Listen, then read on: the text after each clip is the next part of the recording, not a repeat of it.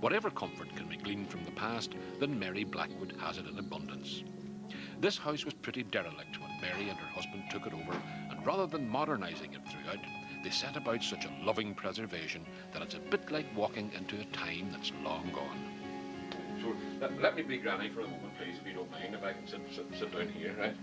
So Granny's going to sit here, and her point of view now is straight out this wee window in what you call the jam wall. The jam wall. That's the jam wall window. The jam wall window, exactly. So is that what it was there for, simply to let Granny see out? The front door was beyond that. Right. So what was the jam wall for? Well, in those days, it would probably been a half door. Ah, and Granny could look from there out through the window, and she knew exactly who was at the door. I see. She knew what was going on in the street, as the yard was called in those days, and she had a full view of everything. She had a full view of everything. Yeah. And the half door would be kept open. Well, the bottom part would be kept closed to keep out the hens. Ah, right. But the top would always be open, and even quite cold weather, it would Why still would the top be open all the time? Was that to let air? Light I was the see. big problem. Right. This wall here, you see, and most of the work was done around the fire. Yeah.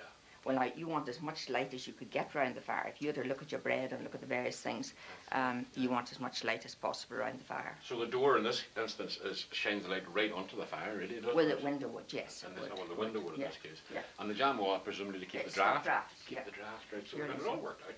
Oh, it was a scientific business, Very really. good. Very good indeed, The other job that Granny had was actually keeping the fire going with the bellows. That's right. So here we have, I must say it's in beautiful condition. This is the original bellows, Mary, Yes, that belongs to this this house. one. Right. Now, I can never remember whether it goes clockwise or anti-clockwise. Anti-clockwise. Anti-clockwise, right, anti-clockwise, so that's round that way. So just keep an eye on the fire here, if I just give this one turn.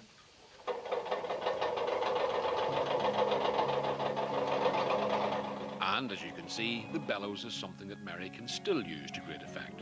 The only trouble is it makes the trivet used for putting a crust on the bread and the tongs and the other implements on the crook very hot to handle. So if you can't stand the heat, as the saying goes, then get out of the kitchen. And what better place to cool down than about 900 feet up in the hills in the amazing garden of Hugh. I say amazing because you're not supposed to be able to grow very much this high up, never mind all the exotica on display here. But a lifetime working in the Forestry Service has equipped Hugh with all of the knowledge and craft needed to create a little microclimate of his own. Apart from the very old native trees, all the growth, the redwoods, the eucalyptus, the shrubs and flowers were all put here by Hugh. Well, there were one or two exotic things here when Hugh took over the old shooting lodge, and some of these he kept. You couldn't buy one of these nowadays, I imagine. Now this is a two-holer here with a Gothic window. Yeah. And you sit with your pal, whoever it happens to be, and look down the garden through the Gothic window. That's the See? idea, right. That's it. Right. On the other side, you're alone or you're on your todd. You're on your todd. You don't see much at the other side, so you don't. Nothing. No. Nothing. No. No. So people actually did that. They sort of had a little sociable sit down together and. I rather think it was for the children maybe in the family. Right. But if you're looking at the construction of that building, Yes. you'll see how well done it is. It's a slated roof. Slate roof. And inside the lath and plaster. Yes. You see, no one would have taken the trouble, except you wanted to make a super duper toilet. Yes. No one would have taken the trouble to have done lath and plaster. Look at that lovely slate across the front of the seats there. Absolutely, and a lovely slabbed floor And the slab as well. floor, yes. Right. And the cut sandstone windowsill, of course. Yeah. It was all done in very good taste and in Absolutely. no expense spared. I notice you don't use it much these days, anyway. No. Well, if you look at the distance between the house and the toilet, It's quite a long. you're talking about. Which way should we go down through the garden here, or Yeah, this way. down the front, down this road, right?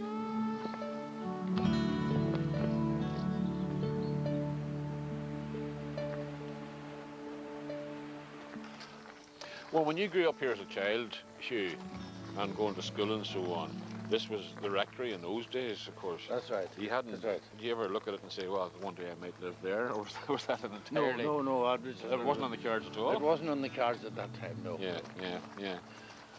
And I believe you were telling me earlier on that the teacher you had, that you attended school in those days, Still hale and hearty? Still hale and hearty. Yeah. Now, I towed the chalk line with her.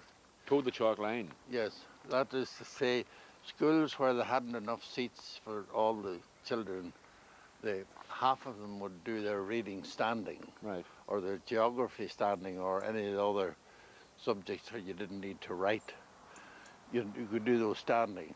And in order to get you into a sort of shape and order, they do a semicircular chalk line, usually around the fire, right. which is very nice, so you could be Get warm. But that's right. You're going to tell me you went to school in those days in your bare feet as well? Oh, I did. I went in the bare feet. Really? I did.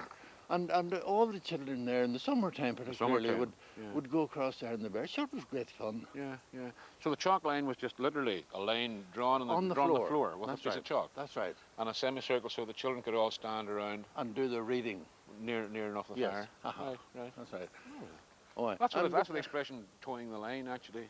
I would say that's where it came from. Tow the line. Yeah, yeah. You see, but they got to keep you in shape, keep you in order. You know. Right, right. Mm-hmm. Now, my teacher, as I say, is still living in Market Hill and still hale and hearty. And I towed that chalk line in 1926. 1926. So that's going back a couple of years, you know. Yes, yes, indeed. Right. So there you are, passing by here in your bare feet all those years ago, and here you are now, in your brogues and on your tweeds and your finery. That's right. Surrounded by this beautiful garden. That's right. All of your own making. That's right. You've come on in life, haven't you? Well, you've done all right. You could say that. Yeah, yeah. Well, I think this is absolutely beautiful, Hugh, and you could spend. I'm sure you do spend endless hours just. I love, and the freedom that you have here. Yeah.